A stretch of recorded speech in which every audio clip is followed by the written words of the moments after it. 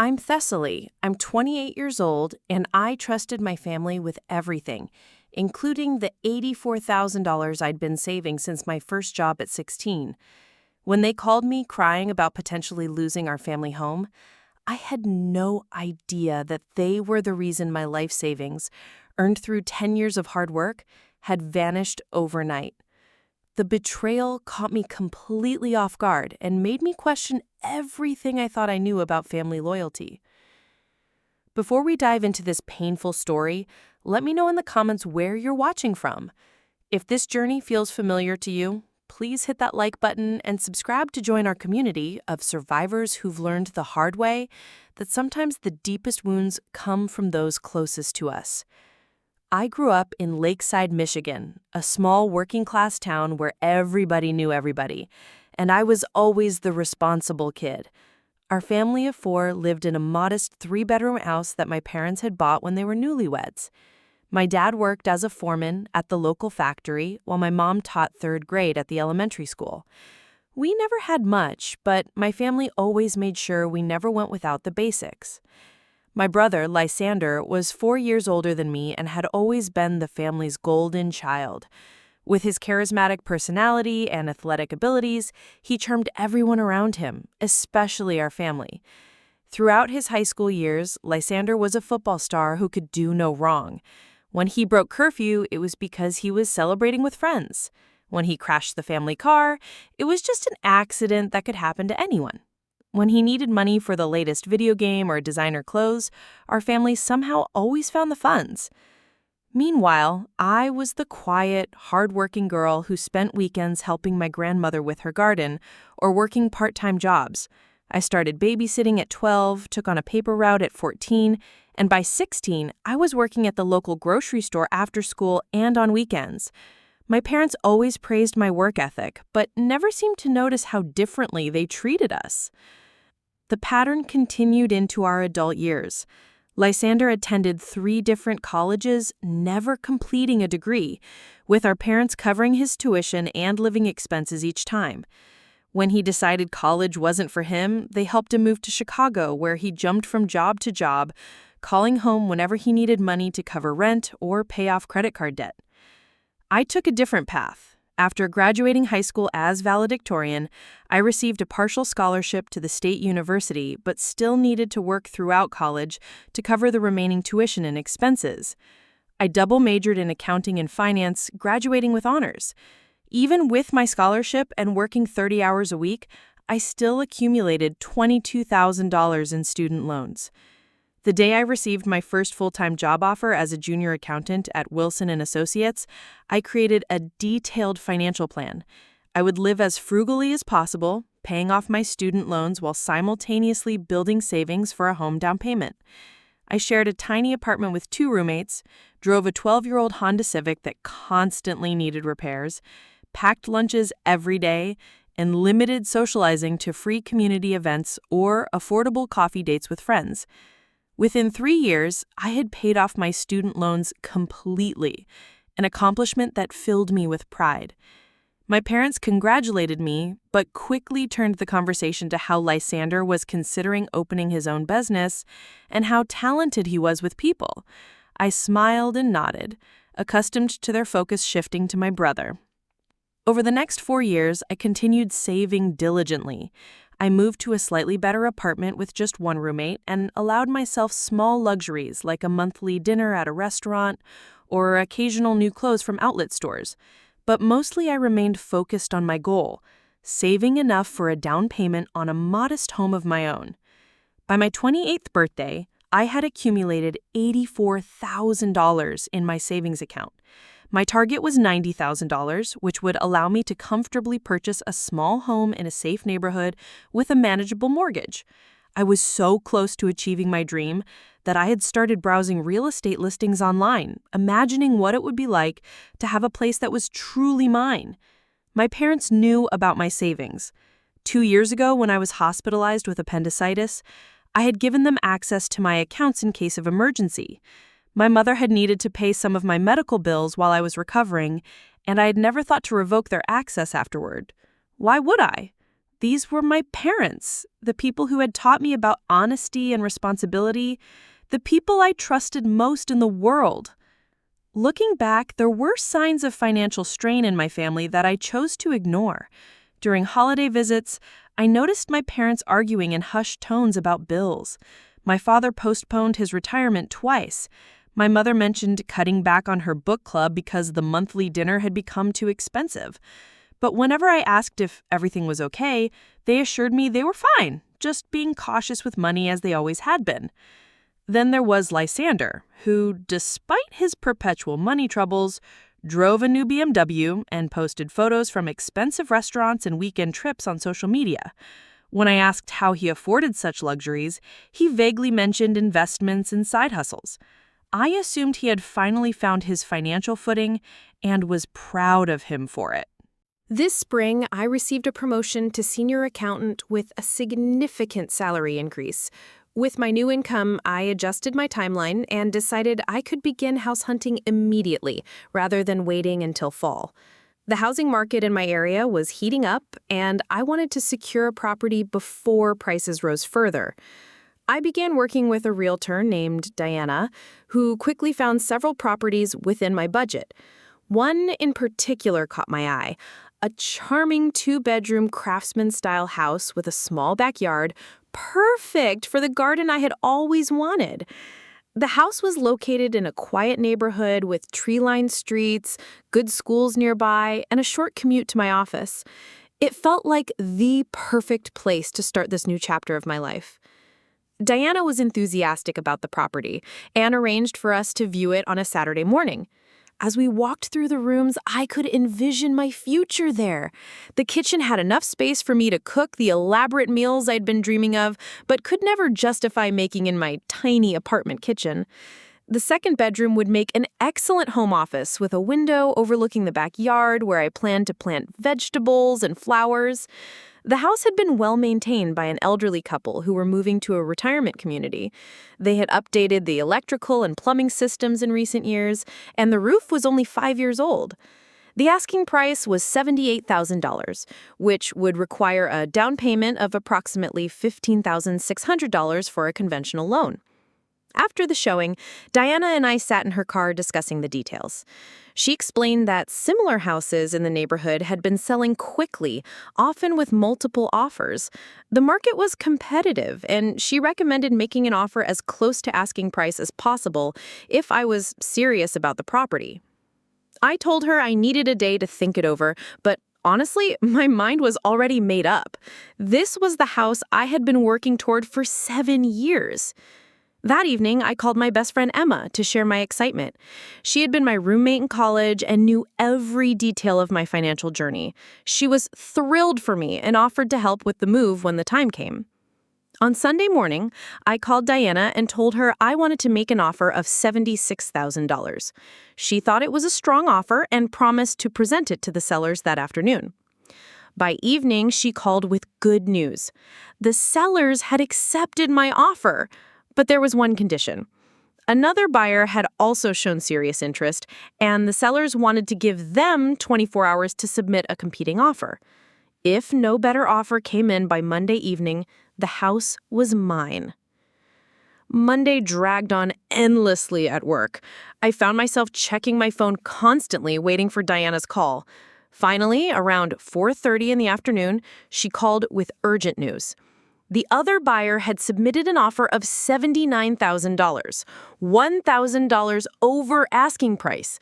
The sellers were giving me the opportunity to match or exceed their offer, but I had to decide by 6 p.m. I didn't hesitate. This house was worth fighting for, and I had the financial resources to make it happen. I told Diana to submit an offer of $80,000. It was more than I had planned to spend, but it was still within my budget, and I knew I wouldn't forgive myself if I lost the house over a few $1,000s. On 5:45 p.m., Diana called with the news I had been hoping for. The sellers had accepted my offer. The house was mine, pending inspection and financing approval.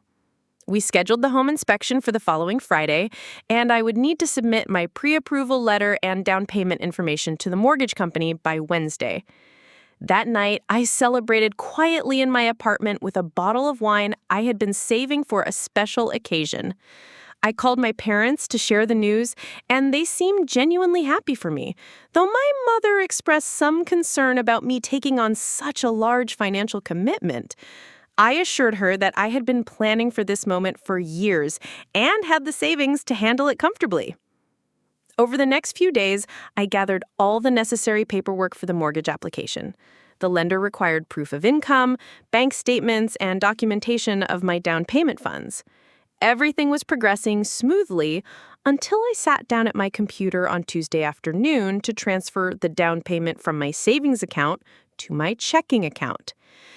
That was when my carefully planned future came crashing down around me.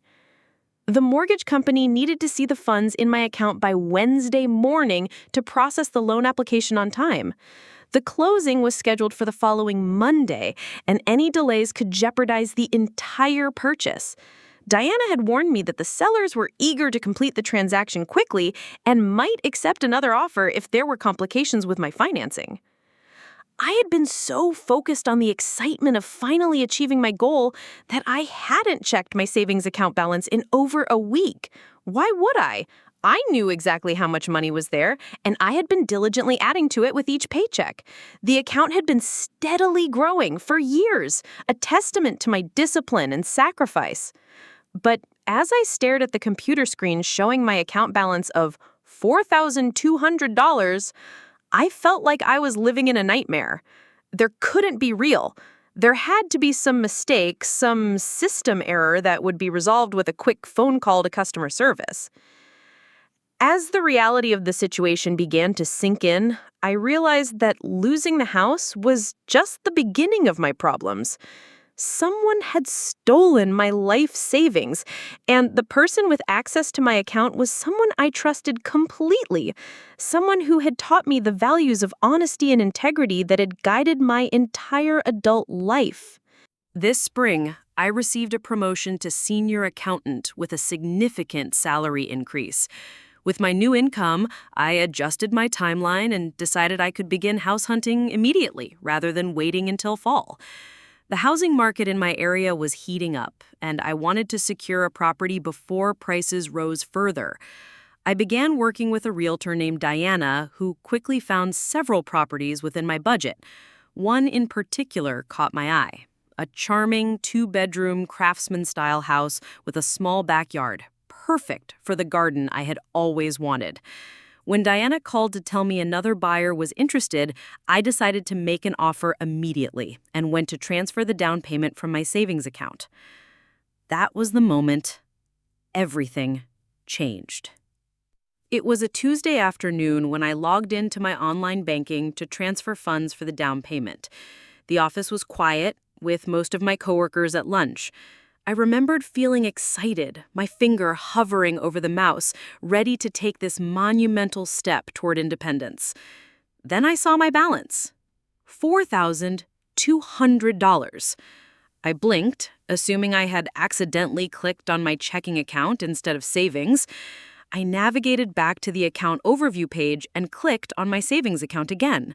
The same number appeared, $4,200. My heart began racing and a cold sweat broke out across my forehead. There had to be some mistake. Just last month, I had checked my balance and had over $83,000. I scrolled through the transaction history, and what I saw made my stomach drop. Multiple withdrawals over the past 3 months, ranging from $5,000 to $20,000 each. All of them had the same description: in-person withdrawal. But I hadn't stepped foot in that bank branch in over a year, preferring to handle my banking online or through the ATM. Someone else had been withdrawing my money, someone with access to my account. With trembling hands, I called the bank customer service line. After verifying my identity, I explained the situation, my voice cracking with each word. The representative pulled up my account. Yes, she confirmed. There had been 8 withdrawals totaling $79,800 between February and April. All transactions were conducted in person at my local branch by an authorized user on my account, Margaret Williams, my mother. I felt like I had been punched in the stomach. The room seemed to spin around me as I tried to process this information. There had to be some mistake. My mother would never steal from me. Maybe her identity had been stolen. Maybe the bank had made an error. The customer service representative asked if I wanted to report fraudulent activity, but I couldn't bring myself to say yes. Not yet. Not without talking to my mother first. I hung up and immediately called my mother, but the call went straight to voicemail. I tried my father with the same result. Finally, I texted them both, "Need to talk ASAP about my savings account. Please call me." My phone rang less than 2 minutes later. It was my mother, her voice unnaturally high-pitched and brittle. When I asked her directly about the withdrawals, her response was evasive. She mentioned something about a temporary family emergency and promised they would explain everything soon. Before I could press further, she said she had to go, but that they would call me back that evening. They never called. The next morning, I called again and reached my father. His voice sounded tired and strained, as he suggested I come home that weekend so we could discuss everything in person. When I insisted on knowing what had happened to my money immediately, he simply said, "This isn't a conversation for the phone, Thessaly. Please come home Saturday. We'll explain everything then." The next 3 days were the longest of my life. I could barely eat or sleep. Every time I closed my eyes, I saw the number $4,200 flashing like a neon sign. I called in sick to work on Wednesday, unable to focus on anything. My mind raced through possible scenarios, each more concerning than the last. By Thursday, I had to return to work, but I was a shell of myself. My colleague Sarah noticed my distraction and pulled me aside at lunch. After some gentle prodding, I broke down and told her everything. Sarah, whose mother was a retired attorney, immediately recognized the seriousness of the situation. "That's theft, Thessaly," she said firmly. "Authorized user or not, your mother had no right to withdraw your money without permission. You need to protect yourself."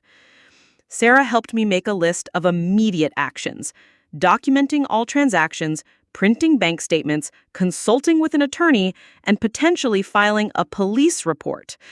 The last item made me physically ill to consider. How could I report my own parents to the police? But Sarah reminded me that $79,800 wasn't a small sum to be written off as a misunderstanding. Friday night, I packed an overnight bag and began the 3-hour drive to my hometown. Every mile closer increased my anxiety. By the time I pulled into the familiar driveway of my childhood home, my hands were shaking so badly I could barely turn off the ignition. I sat in the car for several minutes, gathering my courage. Through the living room window, I could see my parents sitting together on the couch, their faces drawn with worry. Lysander's BMW was parked across the street, confirming my suspicion that this family meeting would include him as well. Taking a deep breath, I stepped out of the car and walked toward the front door, still clinging to the hope that there was a reasonable explanation for everything, that my parents hadn't betrayed me in the worst possible way, that my decade of sacrifice and discipline hadn't been undone in a matter of months. But deep down, I already knew the truth. I just wasn't prepared for how much worse it would be than I had imagined. Friday morning, my parents arrived at my apartment earlier than expected. Both looked like they had aged years in the past week. My father's face was haggard, with deep worry lines I had never noticed before. My mother's eyes were red-rimmed and puffy from crying. "We brought coffee and bagels," my mother said, holding up a bag from my favorite local bakery. It was such a normal, motherly gesture that for a moment I almost forgot why they were there. We sat around my small kitchen table in uncomfortable silence. Finally, my father cleared his throat. "Thessaly, we owe you a complete explanation of what happened. There's no excuse for what we did, but we want you to understand how we got to this point." My father began explaining that Lysander had approached them 8 months ago with a business proposal. He had found a location for a sports bar near Wrigley Field in Chicago and claimed to have investors lined up. However, he needed a $75,000 loan to cover the initial lease, renovations, and equipment purchases. He had done his research, my father said. He showed us market analysis, projected revenues, everything looked legitimate. The location was perfect, right in the heart of the sports district. The bank had been willing to approve the loan, but only with significant collateral. Lysander didn't have any assets, so my parents agreed to co-sign and put up their house as collateral. However, the bank wanted additional security given Lysander's limited credit history. "That's when we thought of your savings account," my mother said quietly. "The bank said they could use it as additional collateral, but they assured us that as long as the loan payments were made on time, the money would never actually be touched." "So you gave them access to my account without asking me?" I couldn't keep the anger out of my voice. "We thought it would just be paperwork," my father defensively. "You were added as a co-signer on the loan documents." I stared at him in disbelief. "You forged my signature?" My parents exchanged a guilty look that told me everything I needed to know. "Your father practices your signature," my mother admitted. "We've been endorsing your checks for years when you ask us to deposit them. We thought this was similar." "This is completely different, and you know it. You committed fraud." My father's face darkened. "We're your parents. Everything we did was to protect our family. Lysander is your brother. When he succeeds, we all benefit." "When has Lysander ever succeeded at anything?" I shot back. "You've been bailing him out his entire adult life. The difference is that this time, you used my money to do it." My mother started crying again. "We never meant for you to find out. The plan was that Lysander would make his loan payments and your money would just sit there as collateral until the loan was paid off." "But that's not what happened, is it?" I was struggling to keep my composure. "Because Lysander's business failed, just like every other venture he's ever attempted." My father sighed heavily. The sports bar opened in January, but almost immediately there were problems. The contractor had cut corners on renovations, and the city inspector found code violations that required expensive fixes. The manager Lysander hired was completely incompetent, stealing from the register and giving away free drinks. So he started missing loan payments, I guessed. "The first missed payment was in March," my father confirmed. "Lysander called us in a panic. We used $5,000 from your account to make the payment, thinking it would be a one-time thing. But it wasn't one time. He missed the April payment too, and May payment. Each time he swore it was the last time he would need help. Each time we took more money from your account to keep the loan current." I was beginning to understand the scope of their deception. "How much money did you actually give to Lysander, directly?" Another guilty look passed between them. "About $30,000, my mother whispered. $30,000? That's on top of the loan payments? He said he needed working capital to improve the business, new equipment, better inventory, marketing expenses." I was speechless. They hadn't just used my money to cover loan payments, they had essentially funded his lifestyle while he played at being a businessman. The rest of our conversation was devastating. The sports bar had closed permanently 3 weeks ago. Lysander had simply walked away from the lease, leaving behind thousands in unpaid bills. The bank was demanding immediate repayment of the entire loan, plus penalties and fees. My parents were facing foreclosure, bankruptcy, and the destruction of their credit. They were hoping I would somehow help them out of this mess. "You want me to take out a loan to save the house where you raised the son you chose over me," I said flatly. "That's not fair," my father protested. "We never chose Lysander over you." "Really? Because you've spent my entire adult life prioritizing his needs over mine. You paid for his college expenses while I worked 2 jobs. You gave him money for cars and apartments while I drove a 15-year-old Honda and lived with roommates. And now you've stolen my house down payment to fund his latest failure? My mother reached across the table to touch my hand. We love you both equally. I pulled my hand away. Love isn't about feelings, Mom. It's about actions. And your actions have made it very clear where your priorities lie. When Lysander finally arrived that afternoon, the dynamic shifted completely. He walked into my apartment with the same casual confidence he had always displayed, as if this was just another minor inconvenience. Hey, sis, he said, giving me a hug that I didn't return.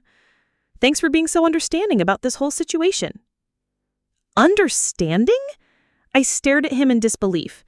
Lysander, you and our parents stole $80,000 from me. I'm not understanding about it at all. His demeanor changed immediately.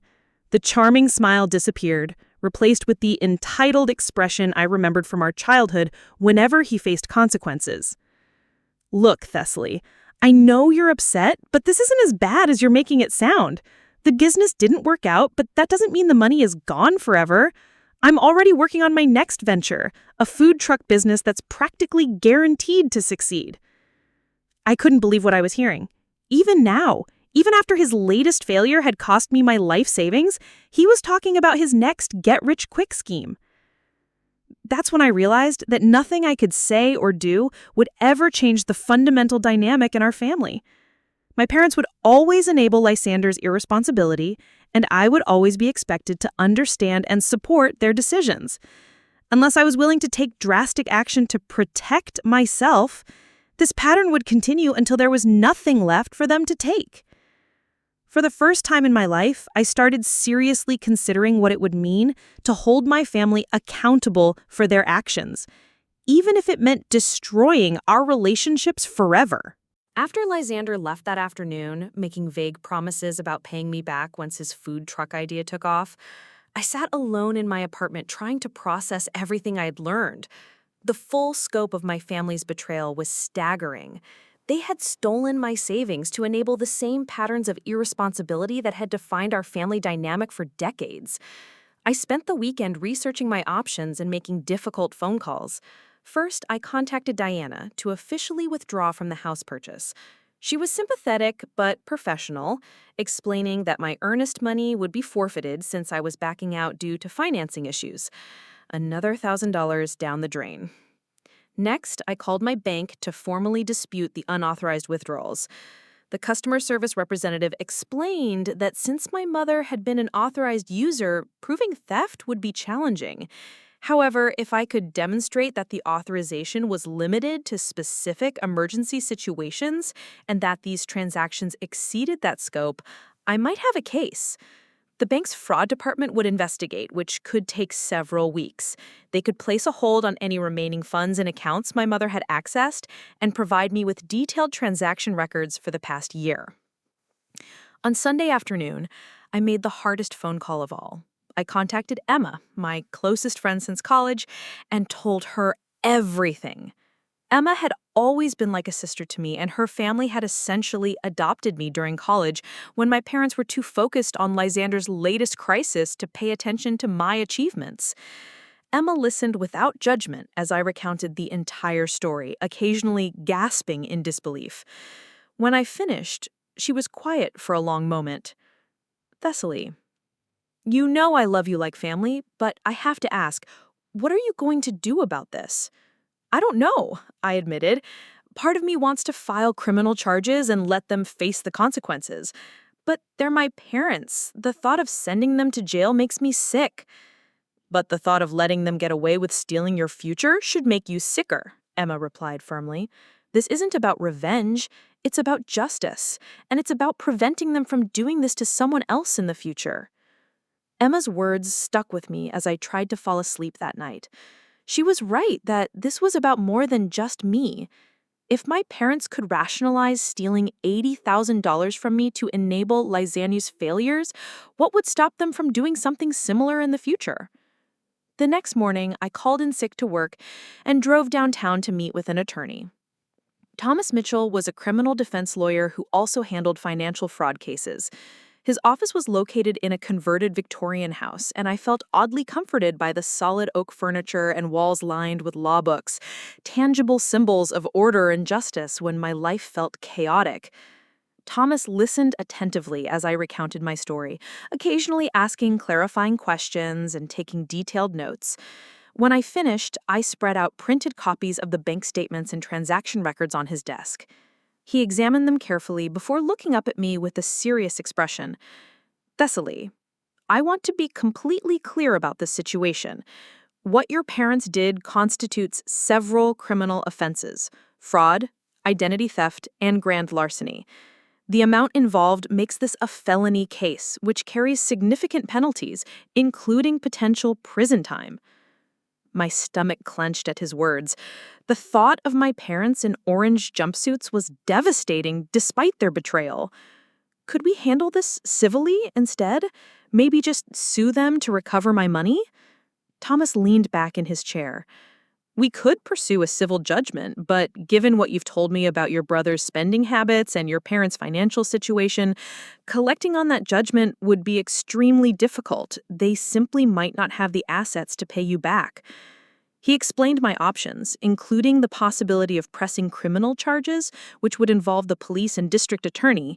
The evidence I had gathered would make a compelling case for prosecution, and the forged signatures on the loan documents were particularly damaging. However, Thomas continued, we could consider another approach. We could contact your parents' attorney and see if they're willing to negotiate a restitution agreement.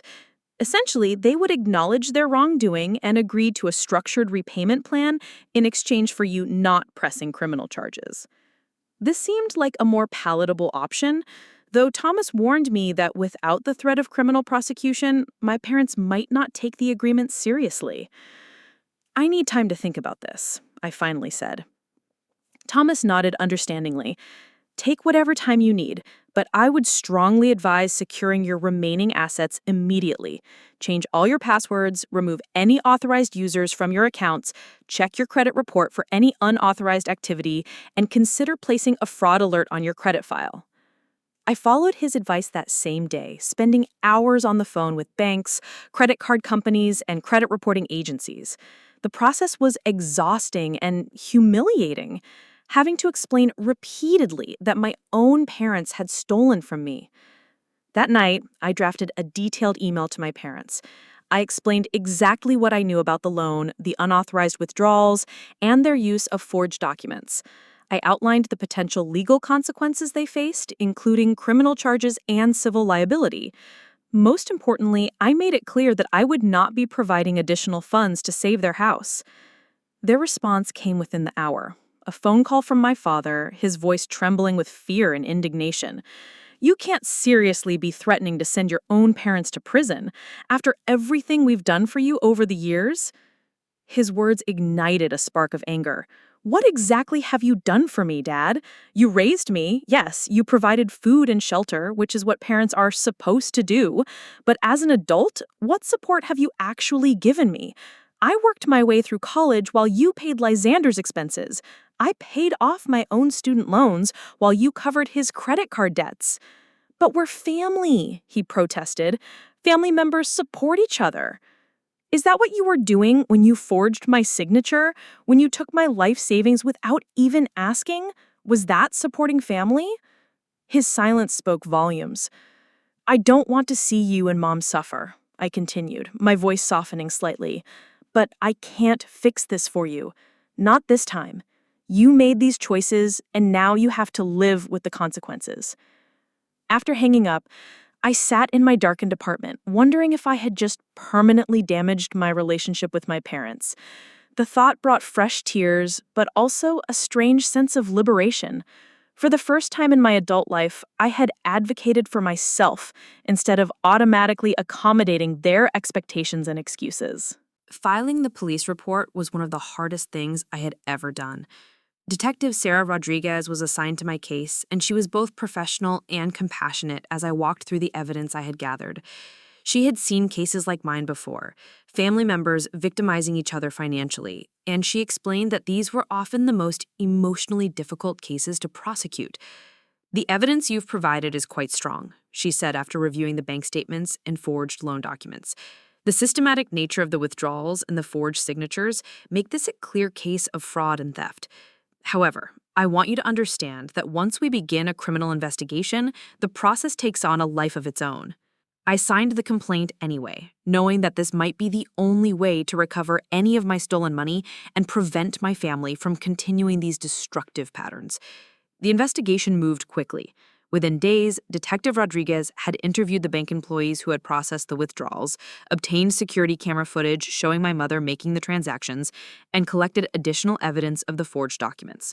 My parents were contacted for questioning, and they retained a criminal defense attorney, ironically using money from their dwindling retirement account to pay his fees.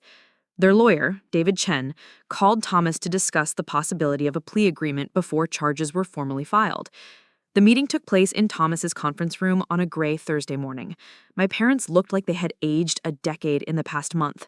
My father, who had always carried himself with confidence and authority, now seemed small and defeated. My mother could barely make eye contact with me. David Chen got straight to business. "My clients acknowledge that mistakes were made in handling this family financial crisis." He began carefully. "They're prepared to make full restitution to Miss Johnson in exchange for her agreement not to pursue criminal charges." Thomas responded immediately. "Full restitution of $80,000? How do they propose to do that when they're facing foreclosure on their home?" "They're willing to liquidate all available assets. The house, the retirement accounts, my client's pension plan. They estimate they can recover approximately $60,000, and they're prepared to sign a promissory note for the remaining $20,000. I looked at my parents, trying to gauge whether this offer was genuine. My father met my eyes for the first time since entering the room. "Thessaly," he said, his voice hoarse with emotion, "we know we can never undo what we've done to you. We violated your trust in the worst possible way, and we destroyed your dreams to enable your brother's irresponsibility. We don't deserve your forgiveness, but we're asking for the chance to make this right." My mother finally looked up, tears streaming down her face. "We've been terrible parents to you. We took your strength and reliability for granted while we poured everything into trying to save Lysander from himself. We see that now, and we're ashamed." Their acknowledgement of the truth was something I had been waiting to hear my entire adult life, but it came too late to undo the damage that they had caused. "What about Lysander? Where is he in all of this? Is he contributing anything to this restitution?" The uncomfortable silence that followed answered my question. "We haven't been able to locate your brother," Chen admitted. "He seems to have left Chicago after the sports bar closed. His phone has been disconnected, and he's not responding to emails or social media messages." Of course, Lysander had disappeared when it came time to face consequences. It was the same pattern he had followed his entire life. Create a crisis, let others clean up the mess, then move on to the next opportunity without looking back. So once again, you're asking me to accept that Lysander faces no consequences while everyone else pays the price for his actions. "The police have issued a warrant for his arrest," Detective Rodriguez interjected. "He'll be charged as a co-conspirator in the fraud case when we locate him. His involvement in spending the stolen funds makes him criminally liable regardless of whether he participated in the initial theft." I asked for time to consider the restitution offer, and we scheduled another meeting for the following week. That night, I called Emma to discuss my options. $60,000 is better than nothing, she pointed out, and if they're liquidating everything they own, it might be all you're ever going to recover. Emma was right, but I was struggling with the principle of the matter. Accepting the deal felt like letting my parents off easy, especially when Lysander remained completely unaccountable. The decision became easier when Thomas called me 2 days later with additional information. The bank's internal investigation had uncovered evidence that my parents had been systematically moving money from my account to Lysander's personal accounts for months before the sports bar loan was even approved. The total amount of unauthorized transfers is actually closer to $95,000. Some of the earlier transfers were smaller amounts that you might not have noticed in your regular account monitoring. This revelation changed everything. My parents hadn't just made desperate decisions during a family crisis. They had engaged in a sustained campaign of theft that had begun long before I knew anything was wrong. When I confronted them with this information at our next meeting, my father broke down completely. He admitted that Lysander had been calling them regularly for months, claiming he needed money for business development, market research, and investor meetings. "We thought if we could just help him succeed this once, he would finally become self-sufficient," my mother said through her tears. We thought it was an investment in his future that would benefit the whole family. It was an investment in his future made with my money without my knowledge or consent, I said. That's called theft, Mom. The meeting ended with me rejecting the restitution offer. $60,000 was no longer adequate compensation for what they had done, and I was no longer willing to help them avoid the full consequences of their actions. 2 days later, formal criminal charges were filed against both my parents and Lysander. The charges included conspiracy to commit fraud, identity theft, forgery, and grand larceny. My parents were arrested at their home and released on their own recognizance pending trial. The local newspaper picked up the story. Local couple charged with stealing daughter's life savings. And suddenly my private family nightmare became public knowledge. The attention was mortifying, but it also brought unexpected support from other people who had experienced similar betrayals. The criminal case against my parents moved through the court system faster than I had expected. Their attorney continued to push for a plea agreement, but the district attorney was no longer interested in negotiating. The evidence was overwhelming, and the amount of money involved made this a serious felony case. Meanwhile, my civil lawsuit against them proceeded on a parallel track. Thomas had filed suit to recover not just the stolen money, but also damages for the emotional distress and financial harm they had caused. 3 months after filing the police report, I received news that Lysander had been arrested in Phoenix, Arizona, where he had been working under a false name at a restaurant. Detective Rodriguez called to inform me that he would be extradited back to Michigan to face charges, and that his arrest had revealed additional evidence of financial fraud. Your brother had been operating under multiple identities and had opened several credit cards using fake Social Security numbers, she explained. The Financial Crimes Unit believes he may have been running these scams for years. Learning about the extent of Lysander's criminal behavior was both shocking and oddly validating. For years, I had wondered how he could afford his lifestyle when he never seemed to hold a steady job. Now I understood that he hadn't just been irresponsible. He had been actively engaged in fraud on a scale much larger than what he had done to our family. My parents' trial was scheduled for the following spring, but their attorney was still hoping to negotiate a plea deal that would avoid prison time. They had indeed sold their house and liquidated their retirement accounts, raising about $58,000 that was held in escrow pending the resolution of both the criminal and civil cases. During this period, I also had to deal with the ongoing impact on my extended family relationships. The criminal charges against my parents had created deep divisions among aunts, uncles, and cousins. Some supported my decision to hold them accountable, while others viewed me as vindictive and unforgiving. The worst confrontation came during my grandmother's 80th birthday party. I had debated attending, but I decided to go because my grandmother had always been supportive. The party was held at a local restaurant, and conversations stopped when I walked in. About halfway through the dinner, my Uncle Robert approached me at the dessert table. "I hope you're satisfied with what you've done to this family," he said in a low voice. "Your parents are facing prison because you couldn't find it in your heart to forgive them for trying to help their son." "They weren't helping their son," I replied calmly. "They were enabling his criminal behavior with money they stole from me. If you think that's acceptable, maybe you should examine your own values." "Family should come first," he insisted. "You're absolutely right," I agreed. "If family had come first, my parents wouldn't have stolen my life savings to fund Lysandra's lifestyle. If money wasn't more important than family, they wouldn't have risked our relationships by committing fraud." These interactions helped me realize that not everyone in my family shared the same dysfunction that had enabled Lysander's behavior for so many years. As fall turned to winter, I began to rebuild my life in ways I hadn't expected. The stress of the legal proceedings had initially made it difficult to focus at work, but my supervisor had been understanding and allowed me to adjust my schedule for court appearances. Eventually, I found that the experience of advocating for myself in such a difficult situation had actually made me more confident in other areas of my life. I negotiated a significant raise during my annual review, something I never would have had the courage to do before learning to stand up to my family. I also began dating for the first time in years. During the period when I had been focused on saving money for a house, I had avoided serious relationships because I didn't want to spend money on dinners and movies. Now that my financial goals had been derailed anyway, I decided to invest in personal relationships instead. I met Marcus at a community volunteer event where we were both helping to serve meals at a homeless shelter. He was a teacher at a local middle school, and he was immediately understanding when I explained why I was hesitant to talk about my family situation. As our relationship developed, I eventually told him the full story. "You did exactly what you should have done," he said after hearing about the criminal charges. "It takes courage to hold people accountable when they've betrayed your trust, especially when they're family members." Marcus's perspective helped me see that my decision to pursue legal action wasn't just about recovering my money. It was about breaking a cycle of enabling behavior that had damaged my family for generations.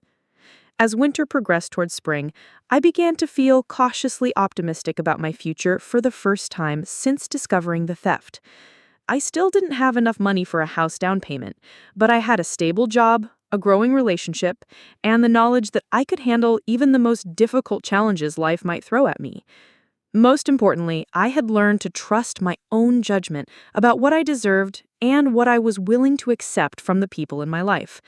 That lesson was worth more than the money I had lost, though I still hoped to eventually recover as much of it as possible. The trial began on a cold March morning, almost a year after I had first discovered the theft. The courthouse was an imposing brick building in downtown Grand Rapids, and I felt nervous as I walked up the steps to testify against my own parents. My mother looked frail and much older than her 62 years. She had lost weight during the months of legal proceedings, and her hair had gone almost completely gray. My father sat beside her wearing the same navy suit he had worn to every important family event for the past 15 years. The prosecution's case was straightforward and damning. Assistant District Attorney Maria Santos methodically presented the evidence of forged signatures, unauthorized bank withdrawals, and the systematic theft of my savings over an 8-month period. Bank employees testified about processing the transactions. Handwriting experts confirmed that the signatures on loan documents had been forged, and the financial records showed exactly where my money had gone. I was the prosecution's key witness, and I spent nearly 2 hours on the stand recounting the discovery of the theft, the impact it had on my life, and my parents' admissions about what they had done. The hardest part was explaining the family dynamics that had made this betrayal possible, the decades of enabling Lysander while taking my reliability for granted. During cross-examination, my parents' attorney tried to portray me as vindictive and unreasonable, suggesting that I should have been more understanding of their desperate attempt to help their son. He emphasized that they had been willing to sell their house and liquidate their retirement savings to make restitution. "Ms. Johnson," he said during his questioning, "isn't it true that your parents raised you, supported you through childhood, and provided you with the values and work ethic that allowed you to save that money in the first place?" "Yes," I replied, "but that doesn't give them the right to steal from me as an adult." "But they weren't stealing for themselves, were they? They were trying to help your brother during what they believed was a financial emergency." "They were enabling my brother's irresponsible behavior using money they took from me without permission. The fact that their motives were related to family doesn't change the fact that what they did was illegal." The defense tried to argue that this was a family dispute rather than a criminal matter, but the evidence was too clear to allow for that interpretation. My parents had systematically stolen nearly $95,000 over 8 months using forged documents and unauthorized access to my accounts. Lysander's trial had been scheduled separately, but his case was more complicated because he remained in custody on multiple fraud charges unrelated to our family situation. His court-appointed attorney had advised him to plead guilty to the charges related to stealing my money in exchange for a reduced sentence on his other crimes. During the sentencing phase of my parents' trial, several character witnesses testified on their behalf. Former colleagues, neighbors, and church members described them as honest, hardworking people who had made a terrible mistake while trying to help their son. I was asked by the defense to provide a victim impact statement. I struggled with what to say. Part of me wanted to see them face serious consequences, but I also didn't want to be responsible for sending my elderly parents to prison for years. Your Honor, I said, reading from a prepared statement, the defendant's actions didn't just cost me money. They shattered my trust in the people I loved most. They stole not just my savings, but my sense of security and my faith in family loyalty. The financial impact will take years to overcome, but the emotional damage may never fully heal. I explained how their theft had derailed my plans to buy a home, forced me to start over financially at age 28, and created divisions in our extended family that might never be repaired. However, I concluded, I don't believe that prison sentences will undo the harm they've caused or prevent similar behavior in the future. What I need from this court is accountability, full restitution, and a guarantee that they will never again have access to my financial accounts or personal information. The judge took my statement seriously, along with the mitigating factors presented by the defense. My parents were sentenced to 2 years of probation, 500 hours of community service, and mandatory financial counseling. Most importantly for me, they were ordered to pay full restitution of $95,000 plus interest and court costs. The restitution order was structured to ensure I would actually receive the money. The $58,000 they had raised from selling their assets would be released immediately, and they would be required to make monthly payments of $800 until the remaining balance was paid off. If they failed to make payments, they could be sent to prison to serve the suspended portion of their sentence. Lysander received a harsher sentence because of his multiple fraud convictions and his failure to cooperate with the authorities. He was sentenced to 3 years in state prison and ordered to pay restitution not just to me, but to several other victims of his various scams. Given his history of disappearing when faced with consequences, the judge denied his request for probation. After the sentencing, I stood outside the courthouse feeling emotionally drained, but oddly at peace. The legal process was finally over, and I would be receiving most of my stolen money back over time. More importantly, my family's dysfunctional patterns had been exposed and disrupted in a way that might finally force real change. Thomas joined me on the courthouse steps as reporters asked questions about the case. "How do you feel about the sentences?" one journalist asked. "I feel like justice was served. This was never about revenge, it was about accountability. My parents made choices that hurt me deeply, and now they're facing the consequences of those choices. That's how it should be." As I drove home that afternoon, I reflected on how much my life had changed over the past year. I had lost my savings and my naive trust in family loyalty, but I had gained something more valuable: the knowledge that I could stand up for myself even in the most difficult circumstances, and that I deserved to be treated with honesty and respect by the people in my life. The financial recovery would take time, but I was confident that I would eventually rebuild my savings and achieve my goal of homeownership. More importantly, I would do it surrounded by people who truly supported me rather than those who saw me as a convenient source of funds for their own priorities. 6 months after the trial, I received the first check representing the liquidated assets for my parents' house sale. $58,000 wasn't the full amount they had stolen, but it was enough to restore some financial stability to my life. For the first time in over a year, I had a substantial emergency fund and could begin planning for the future again.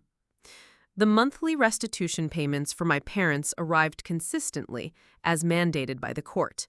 Each $800 payment brought me closer to full recovery, but more importantly, it served as a regular reminder about the consequences of their actions. My relationship with my parents remained strained, but was slowly beginning to heal. They had moved into a small apartment in a senior living community, and my mother had taken a part-time job at the local library to help cover their reduced income. My father's health had suffered during the stress of the legal proceedings, and he had been forced into early retirement. We began having supervised conversations through a family counselor that the court had recommended.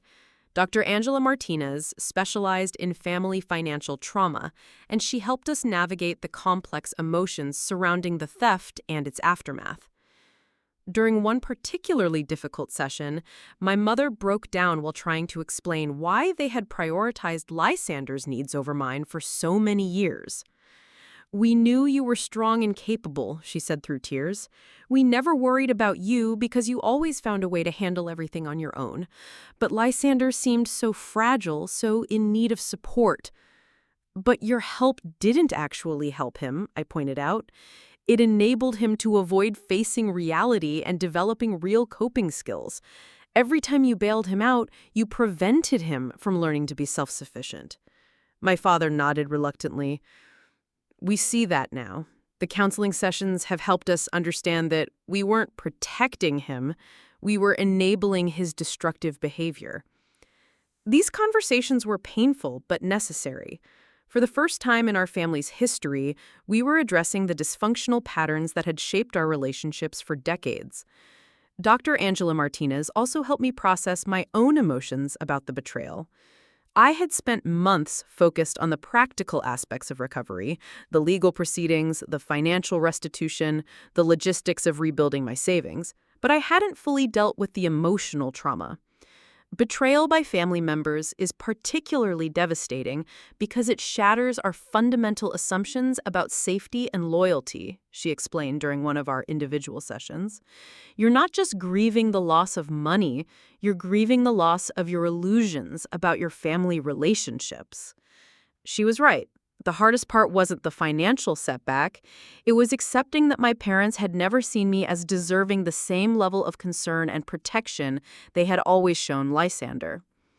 Meanwhile, my relationship with Marcus continued to develop in positive ways.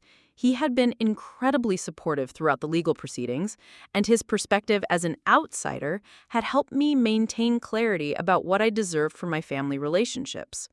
We moved in together that fall, combining our resources to rent a house with the garden space I had always wanted. Living with Marcus felt like a preview of the stable, honest relationship I had always hoped to have.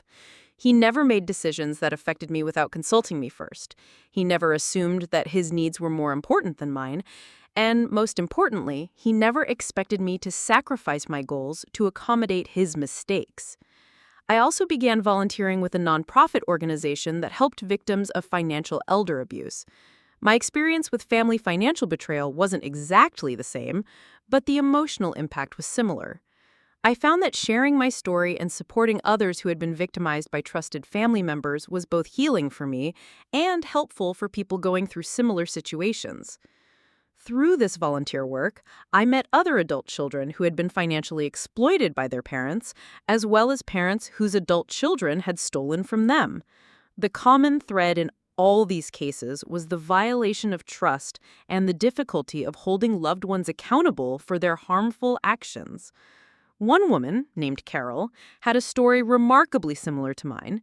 Her parents had used her inheritance from her grandmother to bail out her gambling-addicted brother, forging her signature on documents to access the money.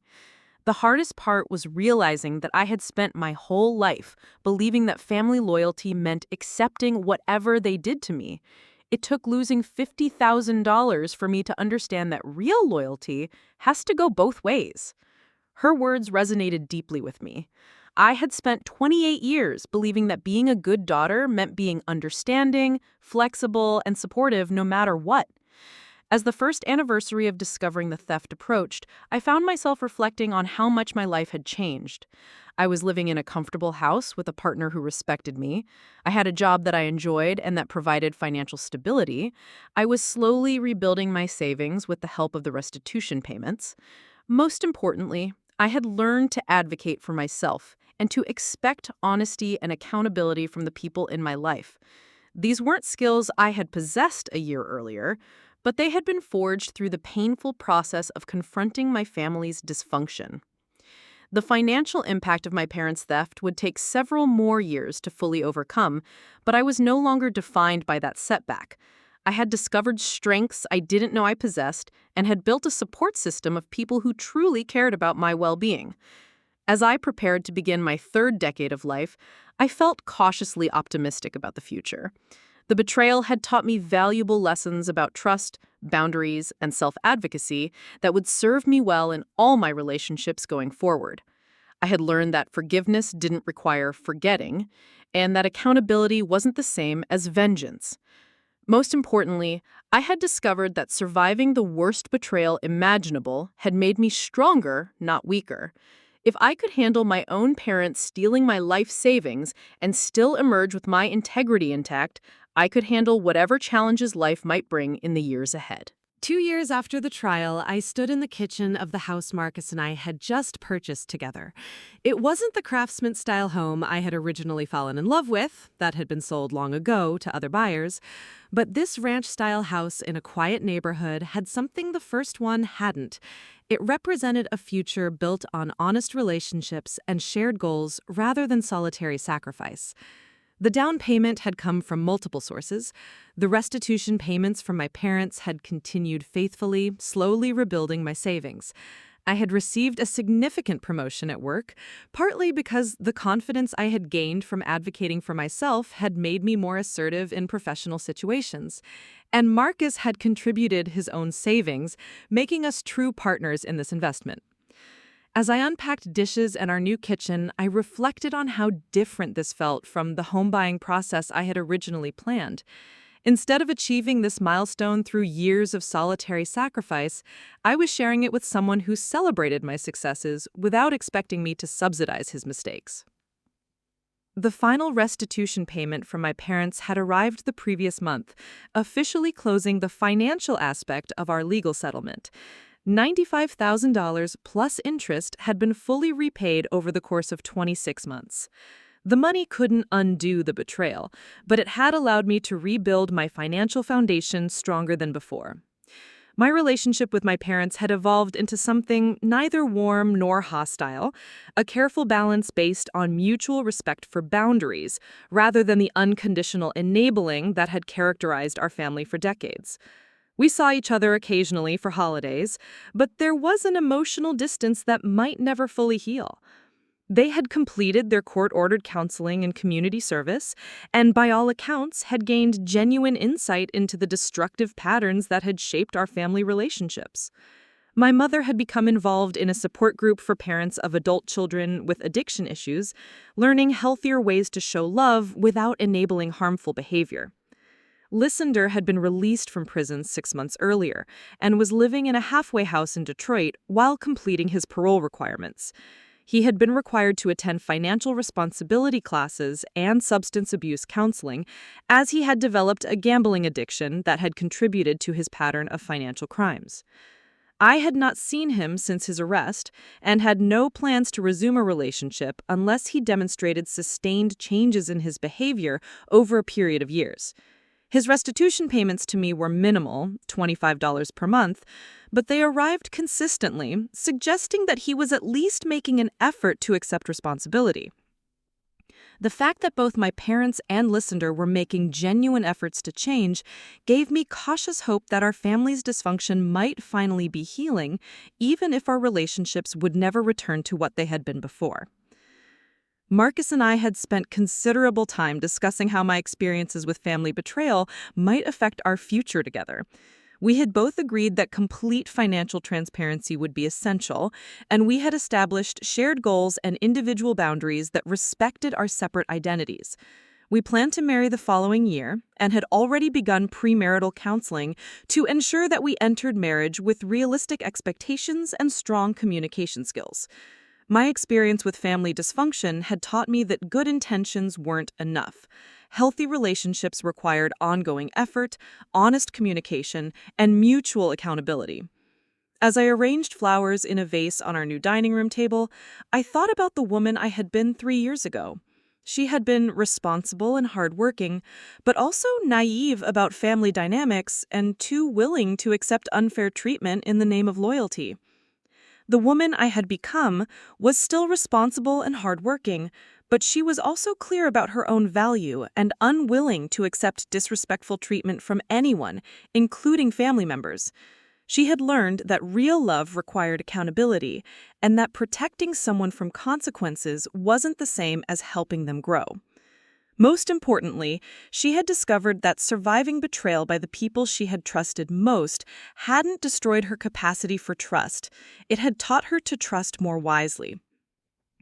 The garden I planted in our backyard that spring included many of the same vegetables and flowers I had dreamed of growing in my original house plans, but now the garden was part of a shared space with someone who appreciated my efforts and contributed his own labor to maintaining it. Healthy relationships, like successful gardens, required good soil, careful tending, and shared responsibility. The foundation had to be solid, the boundaries had to be clear, and both parties had to be willing to do the work necessary to maintain growth. 3 years after discovering that my family had stolen my life savings, I had rebuilt not just my financial security, but my understanding of what I deserved from the relationships in my life. The betrayal was devastating, but it had also been transformative in ways I could never have anticipated. If you've ever faced betrayal by family members or found yourself choosing between enabling harmful behavior and protecting your own well-being, I hope my story demonstrates that it's possible to emerge stronger from even the most painful experiences. Setting boundaries isn't selfish. It's essential for maintaining healthy relationships. Demanding accountability isn't vindictive. It's necessary for preventing patterns of harmful behavior from continuing. And choosing to rebuild your life with people who truly respect and support you isn't disloyal to family. It's the foundation for genuine healing and growth. The road ahead wasn't always easy, but it was honest. And in that honesty lay the possibility of relationships built on mutual respect rather than one-sided sacrifice. Thank you for joining me on this journey of betrayal, accountability, and ultimately healing. If this story resonated with you, please share your own experiences in the comments below. Remember, protecting yourself isn't selfish. It's the foundation that allows you to genuinely be there for others who deserve your trust and loyalty. Like and subscribe for more stories of resilience and recovery, and remember that sometimes the deepest wounds become the doorways to our greatest growth.